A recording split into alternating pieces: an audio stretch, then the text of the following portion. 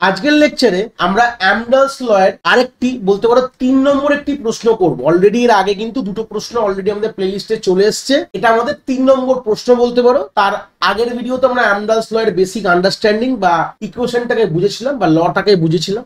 যারা এখনো এই আইডিয়াস গুলো গ্রিপ করোনি, আমি এই ভিডিওর আই বাটনে এর আগের 3টে ভিডিওর লিংক প্রোভাইড করে দেবো। তোমরা সিকুয়েন্সিয়ালি আইডিয়াগুলোকে গ্রিপ আপ করতে পারো, কোনো অসুবিধা নেই। তো চলো এই অ্যামডালস লয়ের যে 3 নম্বর প্রশ্নটা কি বলছে ভালো করে পড়ে আগে বুঝি ব্যাপারটা কি বলতে চেয়েছে। দেখো বলছে, in a hypothetical system floating point instruction are improve to run 5 times as faster. তাহলে আমরা একটা হাইপোথেটিক্যাল সিস্টেমে যে ফ্লোটিং পয়েন্ট ইনস্ট্রাকশন গুলোকে আমরা 5 গুণ ফাস্টার করেছি, এটা বাংলা মানেটা। But only 40% of the time was spent on this instruction originally. দেখো এখানে বড় কথা বললো, বাট এই ধরনের ইনস্ট্রাকশনের ওপর শুধু 40%ই কিন্তু আমরা ব্যবহার করে থাকি। How much speed up is achieve by the new machine. তার মানে একটা গল্প ভাবো, আমরা কিন্তু ওল্ডের কোনো গল্প বলিনি। এখানে ধরো না এখানে একটা সিস্টেমের মধ্যে অনেক ধরনের ইনস্ট্রাকশন থাকতে পারে। ধরো না এখানে আমরা কথা বলছি যে একটা ফ্লোটিং পয়েন্ট ইনস্ট্রাকশনও রয়েছে।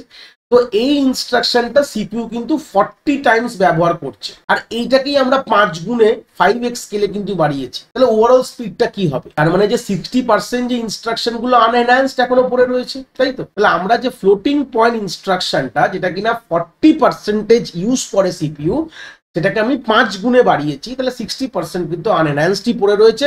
এটা যদি এইটুকু যদি বুঝে যেতে পারো তাহলে তো কোনো ব্যাপারই না। তাহলে এখানে লিখে ফেলো। তাহলে এস কত অ্যাকর্ডিং টু দ্য স্কেল বলেছে 5 বলেছে। এস মানে স্কেল, অলরেডি বেসিক ফর্মুলাস গুলো কিন্তু আমরা দেখে এসেছি। আর এফ যেটাকে এনহ্যান্সড কতটা হয়েছে 40% মানে হচ্ছে 0.4, 4 ডিভাইড বাই 100 করলে 0.4, এইটুকু পোর্শন কিন্তু আমার এনহ্যান্স হয়েছে। তাহলে আমাদের ফর্মুলায় ফেলে দাও। আমাদের অ্যামডালস এর ফর্মুলা কি বলছে? এস অল মানে ওভারঅল স্পিড কি এসছে 1 divided by 1 minus f plus f by s। এবার ইকুয়েশনের ভ্যালুগুলো পুট করে দাও। 1 divided by 1 minus 0.4 plus 0.4 divided by 5। এবার তো তোমরা এখান থেকে ইজিলি করতেই পারবে, কোনো ব্যাপারই নেই। 1 divided by 1 minus 4 হয়ে গেলে, যেটা তো বললাম 60% আনএনহ্যান্স। দেখো 60% পেলে। এটা অলরেডি বলেইছিলাম প্রথমেই, একদম এর বেসিক আন্ডারস্ট্যান্ডিং ভিডিওতেই বলেছিলাম যে এইটুকু পোর্শন কিন্তু আনএনহ্যান্সড এর জন্য। এই জন্য বললাম এর আগের যে 3টে লেকচারের মধ্যে যে প্রথম যে লেকচারটা আছে বেসিক অ্যামডালস লয়ার, ওটাকে ভালো করে দেখো। ওর মধ্যে পুরো জিনিসটা ডিসকাস করেছি আমি। এটা হচ্ছে এনহ্যান্সড। ই আর ইউই মানে হচ্ছে, ইউই মানে হচ্ছে আনএনহ্যান্সড আর ই মানে হচ্ছে এনহ্যান্সড। তো সেই সূত্রে এই 0.6 তো অলরেডি বললাম, মানে 60% আনএনহ্যান্স, আর 0.4 বাই 5 তো অ্যাজ ইউজুয়াল রোল। এবার তোমরা এলসিএম করো, কোনো অসুবিধা নেই। বললে পাবে হচ্ছে 5 উপরে চলে যাবে আর নিচে থাকবে হচ্ছে 3.4।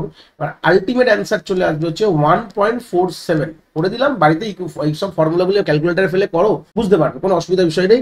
তাহলে আলটিমেটলি কি বুঝলে এখান থেকে? আলটিমেটলি আমার 40% যেটা ফ্লোটিং পয়েন্ট ইনস্ট্রাকশনকে আমরা 5 গুণে এনহ্যান্স করেছিলাম, আর ওভারঅল কত স্পিড হলো, বাড়লো কত 1.47x, মানে 1 গুণ বা 1.5 গুণ বলতে পারো। 1.5 গুণ আলটিমেটলি আমার স্পিড বেড়েছে ওভারঅল। তাহলে একটা পোর্শন আমরা এনহ্যান্স করলে ওভারঅলে আমার 1.5 গুণ স্পিড বেড়েছে। তা আলটিমেটলি তোমরা অ্যান্সার কিন্তু এখানেই ছেড়ে দেবে, এর কোনো ইউনিট হয় না। প্রথমেই বললাম এটা যেহেতু ratio ultimately one kind of, এর কোনো ইউনিটও হয় না, ইউনিটও লিখবে না, যে সেখানে ছেড়ে। আমি বোঝানোর জন্য বলছি যে এত গুণে বেড়েছে আলটিমেটলি, যে আমি যদি একটা পোর্শনকে এনহ্যান্স করাই তাহলে আমার এত গুণ কিন্তু আমার স্পিড কিন্তু বেড়ে গেছে। এই ছিল বেসিক আন্ডারস্ট্যান্ডিং বলতে পারলাম। অলরেডি আমরা এটা নিয়ে 3 নম্বর কিন্তু নিউমেরিক্যাল করলাম।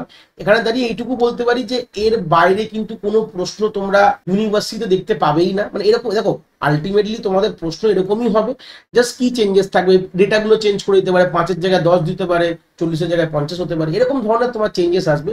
বাট প্রশ্নের যে কাঠামো কিন্তু চেঞ্জ হবে না, মানে এর যে বাউন্ডারিজ গুলো কিন্তু এটাই থাকবে, যেটা অলরেডি আমরা 3টে লেকচারে কভার করলাম। 3 ধরনের প্রশ্ন দেখলাম, এর বাইরে কিন্তু আসার কোনো জায়গা নেই। মানে ধরে নাও প্রশ্নগুলো এরকমই আসবে, ডেটা পাল্টে। এই ছিল বলতে পারো আইডিয়াস অফ অ্যামডালস।